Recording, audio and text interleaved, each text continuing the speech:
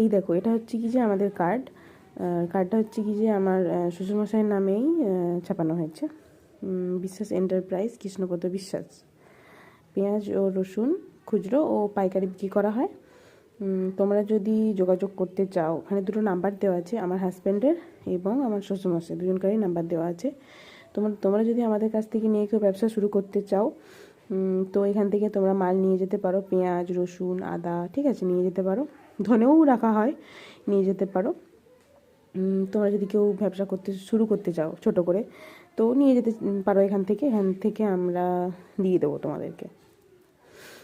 আর কি বলবো, এখানে তো নিচে দেওয়াই আছে, ঠিকানা দেওয়াই আছে, হিন্দুস্তান কলোনি, শ্যামনগর, উত্তর 24 পরগনা, রাধাকৃষ্ণ মন্দিরের সামনেই, ঠিক আছে।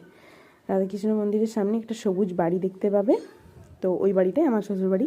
তো ওখানেই হচ্ছে কি যে তোমরা পেয়ে যাবে সব মাল।